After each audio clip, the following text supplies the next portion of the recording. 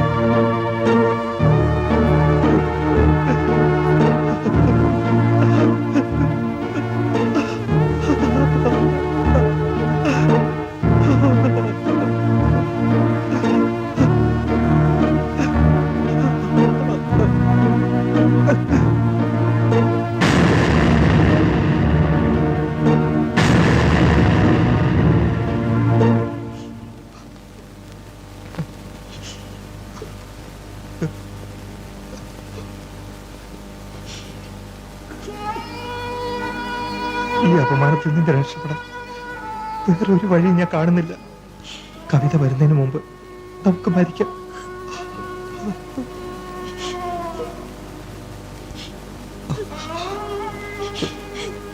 ചേട്ടാ, വേണ്ട, ഞാൻ ആദ്യം കുടിക്കാൻ. വേണ്ട വേണ്ട വേണ്ട മോളെ.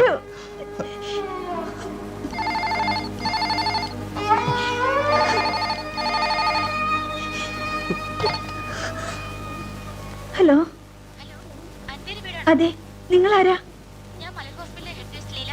എന്താ കാര്യം?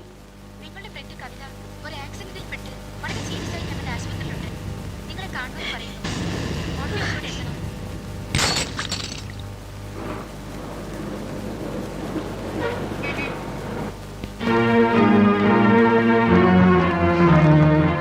സിസ്റ്റർ, ഞങ്ങൾ മോഹൻ, അനിത. ആക്സിഡന്റ് ആയ കവിത ഇവിടെ തന്നെയുണ്ട്. കവിതയെ കാണാൻ വന്നതാ ഇവര്. ഹലോ. കവിത വളരെ സീരിയസ് കണ്ടീഷനിലാണ്. ജീവൻ തിരിച്ചു കിട്ടുമെന്ന് യാതൊരു ഉറപ്പും പറയാനാവില്ല. അല്പം ബോധം വീണപ്പോ നിങ്ങളെ കാണുമെന്ന് പറഞ്ഞു. ഞങ്ങളൊന്ന് കണ്ടോട്ടെ? ഓ യെസ്.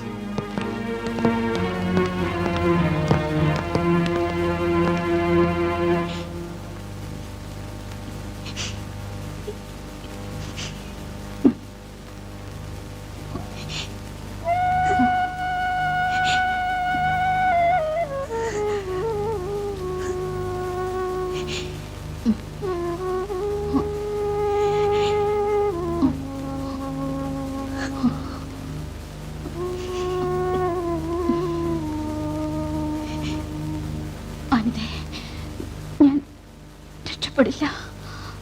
എന്റെ അങ്കിൾ മോൾക്ക് വേണ്ടി ബാങ്കിൽ ഡെപ്പോസിറ്റ് ചെയ്ത പണത്തിന്റെ ഡീഡ് ഇത് വെച്ചോളൂ. ഈ പണം ഇനി നിങ്ങൾക്കുള്ളതാണ്. ദാ, എടുത്തോളൂ. കവിത, എന്താ ഇത്?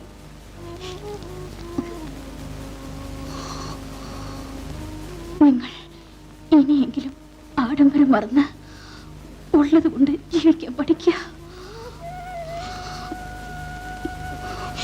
ഈ പണം നിന്നെ ഏൽപ്പിക്കാൻ പറ്റാതെ പോകുമോന്ന് എനിക്ക് പേടിയുണ്ടായിരുന്നു. ഇപ്പൊ സന്തോഷായി. എനിക്ക് പ്രീതിമോളെ ഒന്ന് കാണണം. പ്രീതിമോളെ എനിക്ക്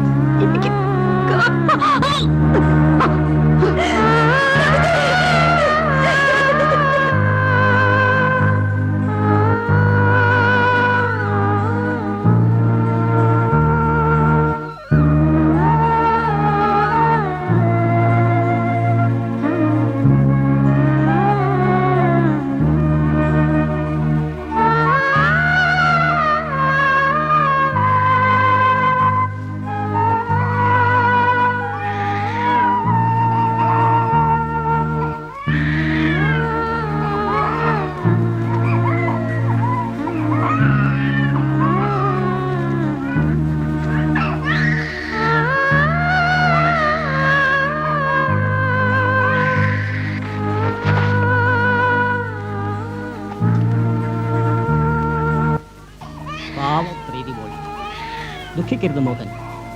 നടന്നതെല്ലാം മറക്കുക, ഭാവിയെപ്പറ്റി ചിന്തിക്കുക. വരും. പലിശയ്ക്ക് കടം വാങ്ങിയും വീട് പണയപ്പെടുത്തിയും ആരാർഭാടം കാണിച്ചാലും ഇതായിരിക്കും ഫലം. നിന്നെ ഉപദേശിക്കണമെന്ന് ഞാൻ പല പ്രാവശ്യം ഒരുങ്ങിയതാ, പക്ഷെ സാധിച്ചില്ല. അതുകളാ, എത്ര മഹത്വമായ ജോലിയാ നഴ്സുപണി.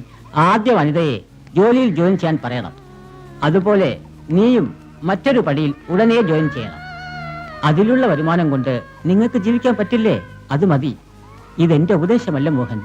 ചിരിയും കളിയും സന്തോഷവും നിറഞ്ഞ നിങ്ങളുടെ പഴയ ജീവിതം കാണാനുള്ള എന്റെ മോഹം അത്രമാത്രം. എന്താ? ശരി ചേട്ടാ. ശരി, വരൂ.